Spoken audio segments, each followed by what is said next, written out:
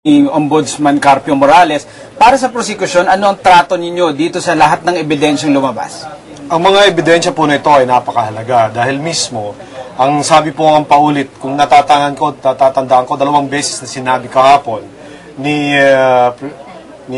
Senator Enrile, Senate President Enrile, that mismo ang depensa ang nagpatawag kay Ombudsman Morales. At under our rules of court, di po ba sinasabi niya, they are bound by the testimony of Ombudsman Morales, whether it is favorable or unfavorable to them, which in this case, very favorable to the prosecution and very unfavorable to the defense. They are bound by that.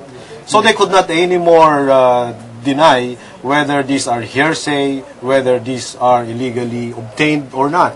So, at saka po, tandaan natin na nasa rules of court natin, yung sinasabi nga rin kahapon during the trial, that there is a presumption of performance of official duty. So unless the defense will be able to show that they are not true, that they are questionable, then the presumption stands. So nasa depensa po, dahil ang pagkakataon para palabuan, para to deny the truthfulness and veracity of all these documents that were brought by Ombudsman Morales. Attorney Karen, paano nyo nga sasabihin o ilalahad sa mga senator judges na itong mga account numbers and mga figures na lumabas ay hindi totoo? Sabi nyo nga ay dinenay ni Chief Justice na kanya itong mga accounts na ito. Well, this is a matter of legal strategy. Hindi ko na sasabihin, of course, step by step kung paano gagawin yan. Pero isa sa mga bagay yan na, of course, that we will have to address habang nagtutuloy yung paglilitis. At kasama na dito, syempre, magiging testimonya ni Chief Justice Corona mismo. Attorney Karen, unang sabi ang nabanggit nyo kanina, when you ask Chief Justice if he has $10 million, ang sabi niya categorical, wala. Itong mga nakaraang araw, sinasabi niya, parang how his statements are coming across, na bloated o hindi tama yung figures ni Carpio Morales. Ano po ba talaga ang naging posisyon niya? At after na naiharap sa inyo, itong presumed to be valid, presumed to be properly procured documents from AMLAC, ano po ang naging kwentuhan niyo ni Chief Justice, if you may reveal? Siyempre, meron tayong attorney-client privilege na yung confidentiality yan. So, hindi naman namin pwedeng sabihin. But at least, ang alam ko, hindi naman siya nabahala. Nabahala lang siya na parang nakita niya na meron ng ganyang kalaking amount na inaakusahan siyang pag-aari niya. Pero yung para sa kanya, siguro confident siya na sasagot niya naman na walang pero yung anong sabi niya? Meron ba talaga? O wala? O bloated? Ano po sa tatlong statements na yon? Hindi niya sinabi na bloated, yung na meron. Ang sinabi niya lang, tinignan niya at sinabi niya fabricated. Yun ho rin yung official statement na linabas niya rin. Nung fabricated yung AMLAC.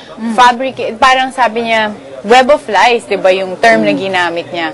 Kaya kahit sa impeachment court, yun yung tinanong sa ating testigo, ano masasabi niyo dun sa sinabi ni Chief Justice Corona na lantern of lies, yung ito. So, yun yung kanyang pananaw. And sino ba naman yung involved dito kundi siya, diba? So, yun yung gusto rin natin malaman dito. Kaya, siguro pag upo niya sa bilang testigo, yan yung mga malalaman natin. Attorney Karen, na kahapon inilabas ni Senadora Santiago ang ideya na ipatawag itong mga bank managers dun sa mga nabanggit na bangko dito sa report.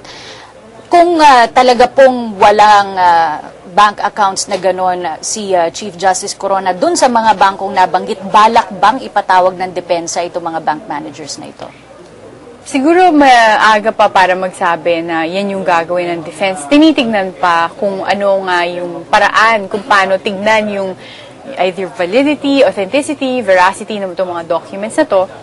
But we have to balance natin kasi kung kailangan pa ba sila or masasagot ba to ni Chief Justice Corona, yun yung mga kailangan aralin dito. Because ilan bang 82 accounts? Imagine kung papatawag mo yung lahat yun bilang testigo, then aabutin na tayo dito ng past June, baka hanggang katapusan na ng taon na to. And we don't want that to happen then. So, tinitingnan pa, what's the best way to deal with this issue na hindi naman tayo mapapatagal pa, lalo na't kung ang sinasabi niya, wala. Then, let's find a way to address this issue na hindi tayo tatagal. Attorney Hines, ito nga ay sila ang nagbitbit sa korte. Sa tingin ninyo, paano nga ito? Kasi pag bobotohan na nila yung articles, ang pagkaalala ko, sasabihin, Article 3, Article 4, Article 11, ganun po yung pagkabasa, and then they will each vote on that specific article. Saan po ito papasok?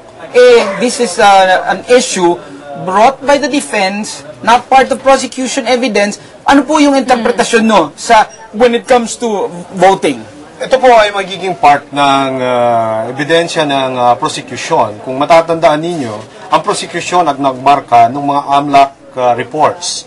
These were marked as Exhibits W and Exhibits 11W and 11X. Under Article 2. Under Article 2, and we will make supplemental formal offer of evidence when the trial or when the defense rests their case. Para maging part po siya ng prosecution's evidence, lahat ng mga dokumento ito, including po yung PowerPoint presentation ni Ombudsman Morales. So, sa tanong po ninyo, ang sagot doon nasa Article 2 po ito, nasa part ng non-reporting of assets. Attorney Karen, nais nyo pa rin ipatawag itong si Representative Risa Ontiveros Baraquiel at itong sina Harvey Ke. Bakit po gayong medyo sabi nga ng marami ay hindi naging paborable sa inyo itong testimonya ni Ombudsman? Well, this also addresses pa rin yung allegation nga na $10 million. Kasi kung pag-uusapan nito, una-una, ang pinaupo dito yung Ombudsman at sinabi niya, naging basihan niya nga ay yung AMLAC report, pero sinabi niya rin na ang naging rason kung bakit hiningi niya ang tulong ng AMLAC ay dahil dito nga sa mga final nilang complaints. So, kung hindi kami kumbinsido na authentic nga yung mga AMLAC reports na ito, kailangan marinig din naman namin kung anong basis naman ng mga iba pang individual sa pag-file ng complaint. Gusto namin malaman kung meron ba silang ibang issues na or ibang mga basihan para dito sa mga complaint, or ito ba'y rehash lamang nung na-file na impeachment complaint para naman maayos din masasagot to ni Chief Justice Corona.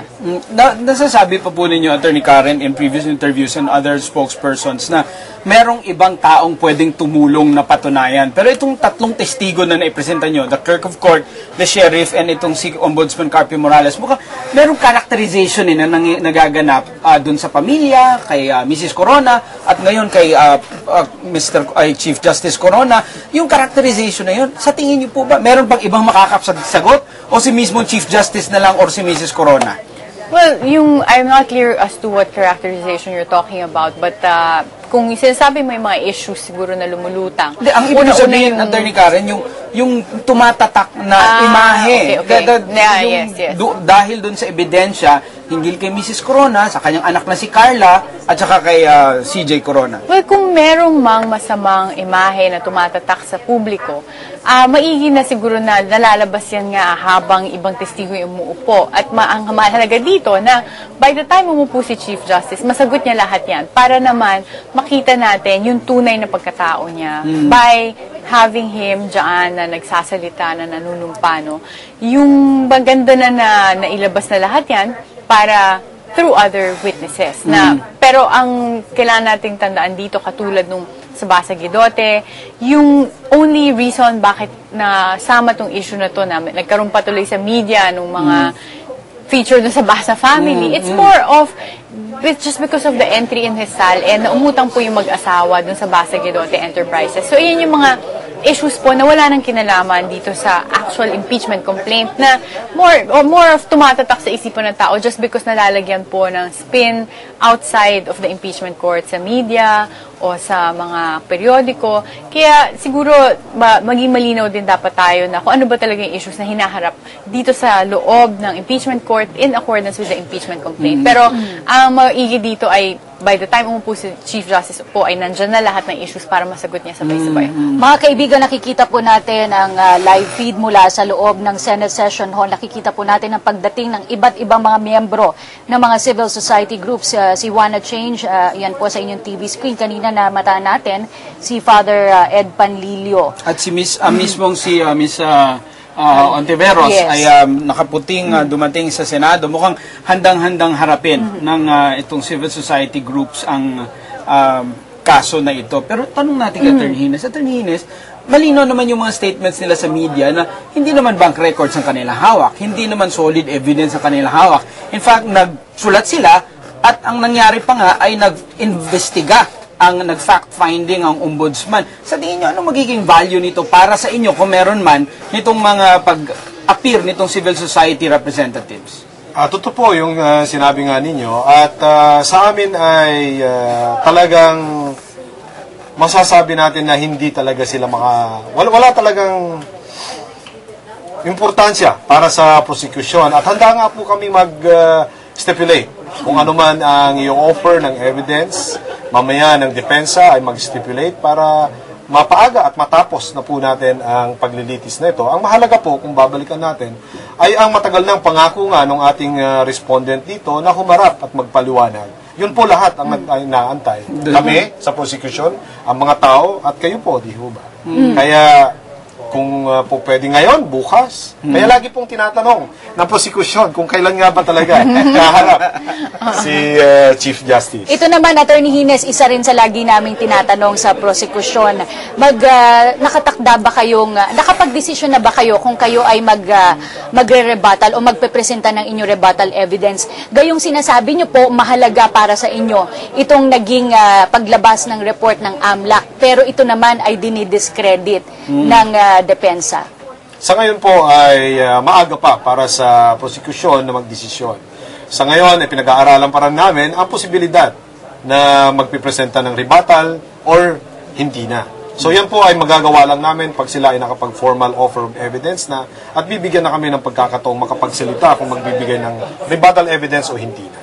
Attorney Cathy, itong mga napag-usapan kahapon, turns out na merong mga seryosong legal issues at nabanggit ni Carpio Morales that's debatable. Nakapag-point out din si Senator Miliam ng ilang katanungan hinggil sa authority ng ombudsman, sa scope yung waiver ng SALN. Nagawa nyo na po in previous issues or dito sa trial na magsumite ng memorandum. Hihingin nyo po ba yung opportunity na yun sa korte para ihayag yung posisyon nyo dito sa naganap o talagang hahayaan nyo na lang na ganun? Titignan pa kasi as of now, patuloy pa naman ang paglilitis at pinag-aaralan pa nga kung paano patuloy na titignan yung kung katanggap-tanggap pa itong ebidensya nga na AMLAC report. So, siguro maaga pa para sabihin na magbibigay ng memorandum or hihingi or papahingiin ng court. Usually yung paghingi kasi ng memorandum, ito yung desisyon ng impeachment court dahil yung mga senator judges ay gustong malinawan. Gusto nilang malinawan sila. So sa amin, hindi naman namin ito hihilingin because it's more of for us to see kung paano ito mapapatunayan nga inside the court na hindi na kinakailangan magbigay ng memorandum.